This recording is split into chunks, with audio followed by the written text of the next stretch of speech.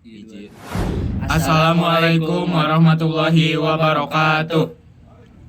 Halo teman-teman semuanya, perkenalkan kami dari TKJ Men 2 Cianjur. Nama saya Muhammad Sohibul Hijar dari kelas 11.5. Nama saya Modric Nur Taufikullah dari kelas 11.4. Nama saya Muhammad Fahri Jalani dari kelas 11.4. Dan kami di sini akan menjelaskan tentang motherboard. Baik, di sini jadi yang pertama ada PCI. Di sini PCI gunanya untuk menyambungkan perangkat lunak dan perangkat keras. Yang kedua di sini ada slot PCI, gunanya untuk memasukkan kartu grafis agar tampilan gambar lebih bagus. Yang ketiga di sini ada SATA. SATA gunanya untuk memasukkan hard disk. Dan yang keempat di sini ada songket prosesor. Di sini tempat menyimpan prosesor atau otaknya semua komponen yang ada di sini. Komponen kelima yaitu heatsink yang gunanya untuk mendinginkan chipset agar tidak terlalu panas. Yang keenam yaitu port daya 24 pin ATX yang gunanya untuk menghubungkan power supply ke motherboard.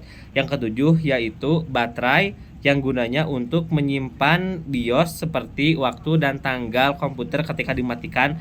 Dan komponen yang kedelapan yaitu ID port yang gunanya untuk menyambungkan DVD model lama.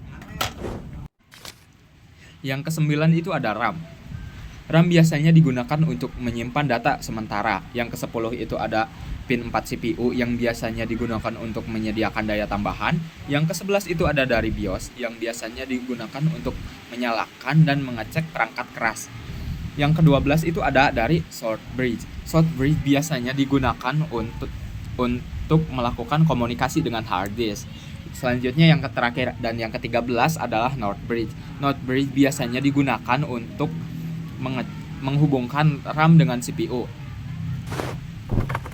Kemudian saya akan menjelaskan bagian-bagian komponen input dan output.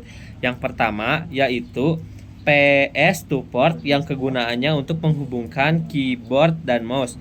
Yang kedua yaitu parallel ports yang kegunaannya untuk menghubungkan printer. Yang ketiga yaitu serial port yang kegunaannya untuk menghubungkan modem.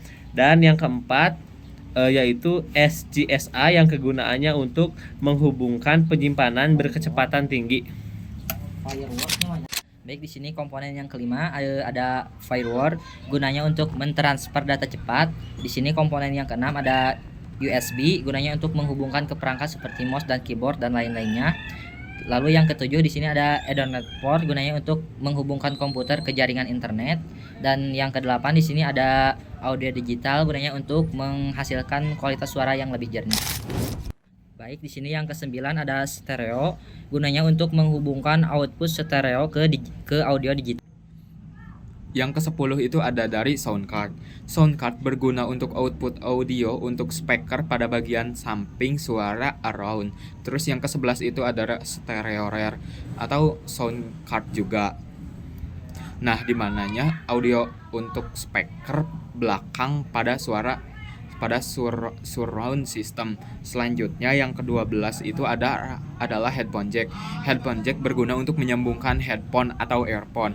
Terus selanjutnya itu ada dari mikrofon jack, biasanya digunakan untuk input suara dari mikrofon.